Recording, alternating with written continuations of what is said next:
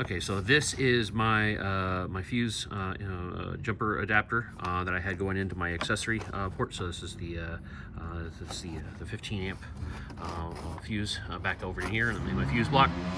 And this guy right here basically just drops right in. You move the 15 amp right here. The problem is whenever you use something like this, there's really not much room for margin to be able to still put your cover back on. So you're left with basically just kind of taping it back in place and you're holding it down, and it just really sucks. So what you do is, in order to be able to still get your accessory power, I'm going to go ahead and clip this off.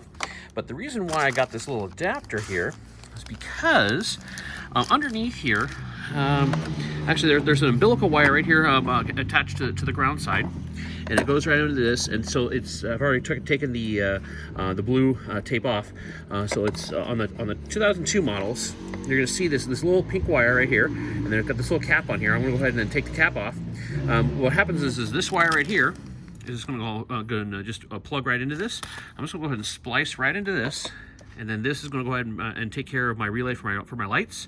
And so I don't have to worry about plugging directly in, because I'm going to have my power for my key straight there. Later on, when I go ahead and get my stinger set, I'm going to go ahead and take this out, run this wire back over to my new fuse block, and then use that same wire to activate the stinger. So this is a neat little drop in, so that way you're not sitting there again splicing and dicing, and it's just overly complicated job. It just makes it super simple. Okay, so first things first, I'll go ahead and remove this cover. So I'm gonna push the little tab here in the back. So I'm gonna squeeze this, and then the whole cover comes right off. And then we're gonna go ahead and take our adapter here. Here it is, and then I can go ahead and just slide that right onto here. So we're going to make sure that this is going to fit. Let's see, we're just going to do this one-handed here. Here we go.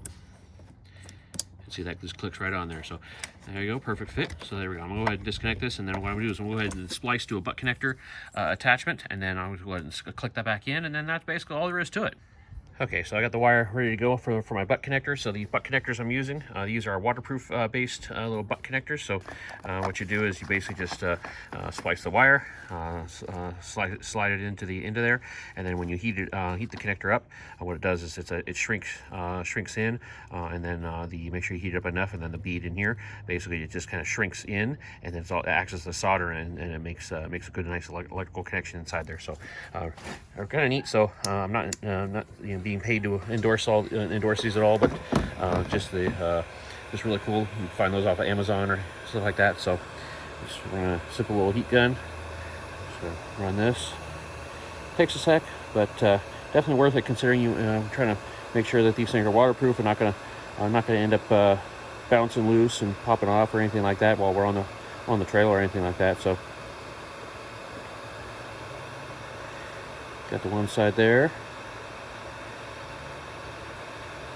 There we go. Now I'm going to hit that center, make sure that that bead cinches down.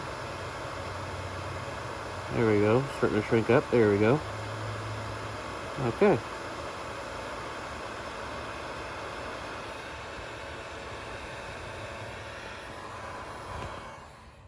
So there we go. That's what that wire, the little butt connector, looks like when it's all done. So it does look a little scary there in the middle, but it is in fact coated with plastic, so it is still waterproof. It's not going to make an electrical connection if this does touch anything. But obviously, if you are a little skittish on this, obviously just wrap this in some electrical tape or something like that, and that way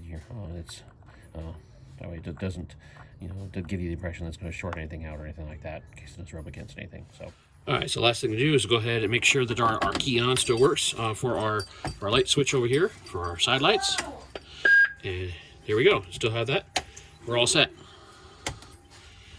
Still works.